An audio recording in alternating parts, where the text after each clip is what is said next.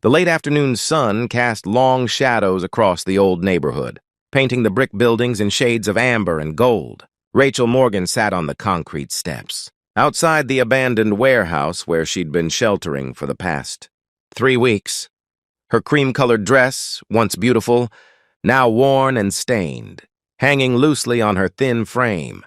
At 28, she looked both younger and older than her years, her blonde hair tangled, her face smudged with the dirt of street living, but her blue eyes still holding a spark of determination that homelessness hadn't yet extinguished. She'd been a teacher once, had an apartment, a car, a life that made sense. Then her mother's cancer treatment bills had come, wiping out her savings. Then the layoffs at her school. Then the eviction. The descent had been swift and merciless, each safety net failing in turn until she found herself here, on the streets, trying to survive one day at a time. Rachel was lost in thought, trying to decide whether to walk to the shelter for dinner or save her energy, when she heard it. A child's scream, high and terrified, cutting through the ambient noise of the city. She was on her feet before she'd consciously decided to move, her eyes scanning for the source. Then she saw him, a little boy, maybe 4 years old in a blue shirt, standing in the doorway of a building 3 doors down. Smoke was billowing out behind him. Dark and thick, and through the windows, Rachel could see the orange glow of flames. The boy was frozen in the doorway, crying, coughing, too terrified to move forward or back. Rachel didn't think. Thinking would have meant acknowledging the danger, weighing her own safety, considering all the reasons to let someone else handle it. Instead, she ran. Her bare feet, she'd lost her shoes 2 days ago, slapped against the pavement as she sprinted toward the burning building. People were starting to notice, to shout, to pull out phones, but no one else was moving toward the child. "I've got you, baby," Rachel called as she reached the boy. "I've got you." She scooped him up, feeling how small and fragile he was, how his little body shook with terror. The smoke was acrid and choking, the heat from the building intense even from the doorway. Rachel turned to run back the way she'd come, cradling the boy against her chest, when she heard a cracking sound above them. She looked up just in time to see part of the building's facade beginning to give way. Without thinking, she threw herself forward, covering the boy's body with her own as debris rained down around them. Something struck her shoulder, sharp and painful, and she felt the skin of her arms and legs scraping against the rough pavement as they hit the ground. But she kept her grip on the child, protecting him with her body until the cascade of brick and mortar stopped. "Are you okay?" she gasped, pulling back to look at the boy's face. He was crying but nodded, no visible injuries. Rachel struggled to her feet, ignoring the pain in her shoulder and the blood running down her arms and legs from the scrapes. She carried the boy away from the building, away from the danger, not stopping until they were a safe distance down the street. By then, sirens were wailing in the distance, getting closer. Firefighters and paramedics were arriving. People were crowding around, asking questions, trying to help. Rachel set the boy down gently, checking him over once more. "You're safe now," she told him, smoothing his hair back from his forehead. "You're going to be okay." "Thank you," he whispered, his voice hoarse from the smoke.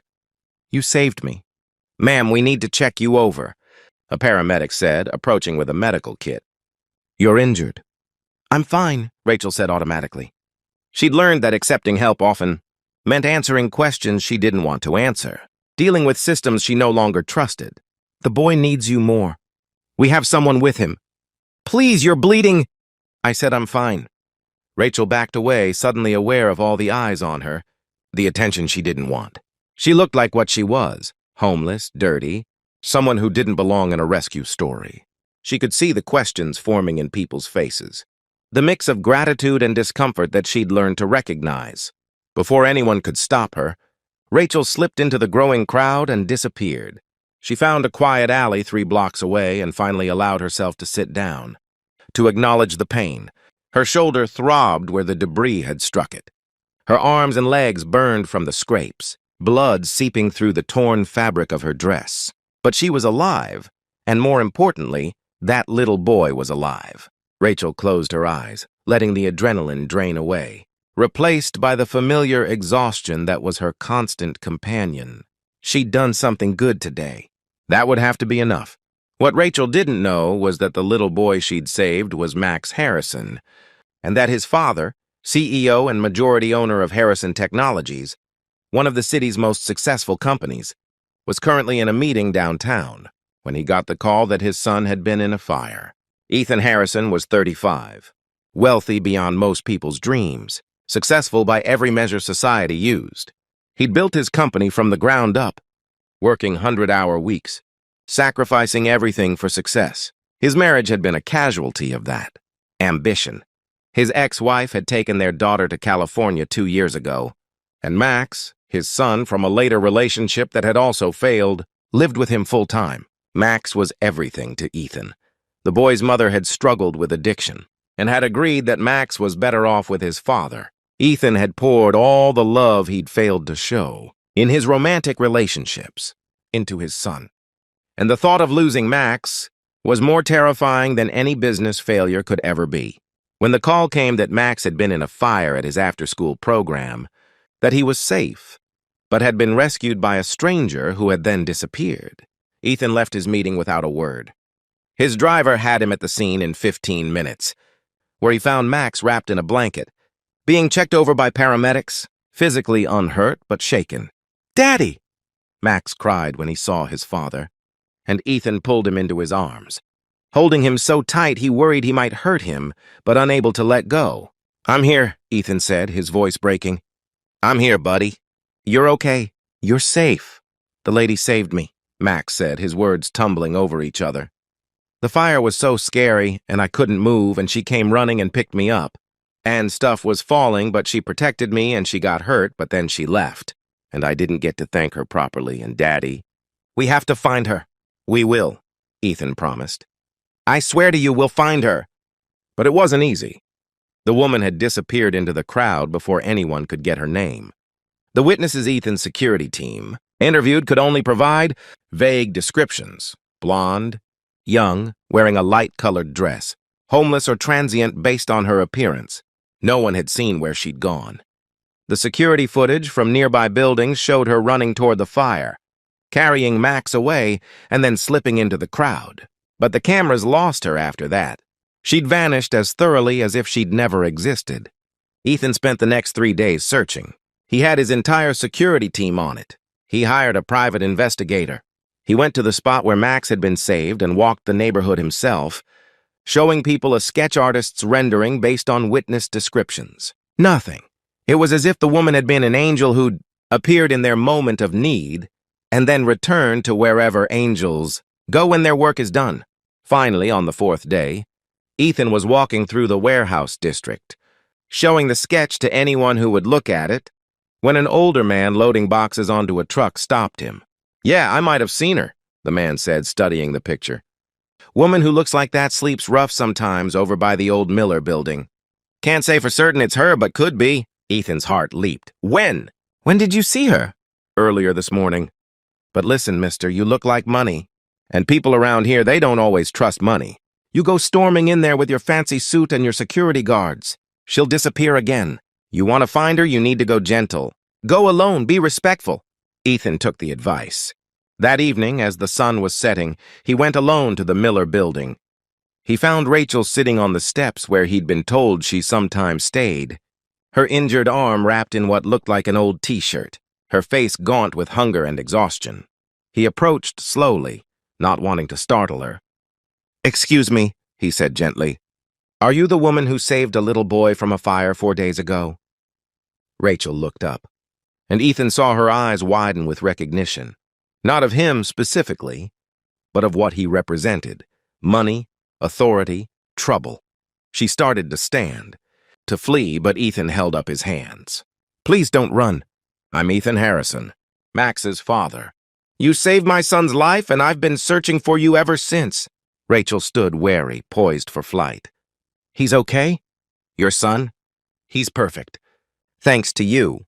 Ethan took a step closer, and in the fading light, he could see the makeshift bandage on her arm, the healing scrapes on her legs, the way she held herself as if her shoulder pained her.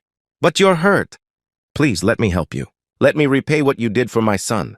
"I don't want money," Rachel said quickly. "I'm not looking for a reward. I did what anyone would do. But not everyone did it, Ethan said softly. There were dozens of people on that street, and you're the only one who ran toward the danger instead of away from it. You protected my son with your own body. You were injured saving him. That's not what anyone would do. That's heroism. Rachel shook her head. I just reacted. I didn't think about it. That makes it even more remarkable. Ethan gestured to the steps. Will you sit with me? Just for a moment, please? After a long hesitation, Rachel sat. Ethan joined her, careful to leave space between them, not wanting to crowd her. Max won't stop talking about you, Ethan said. He calls you his angel. He's worried about you. Wants to make sure you're okay. He asked me to find you so he could thank you properly. I'm fine. You're hurt and you're living on the street. Ethan kept his voice gentle, non-judgmental. I don't know your story, and you don't have to tell me if you don't want to. But I meant what I said. You saved the most precious thing in my world. Please let me help you. I don't do charity, Rachel said, her voice tight. It's not charity. It's gratitude.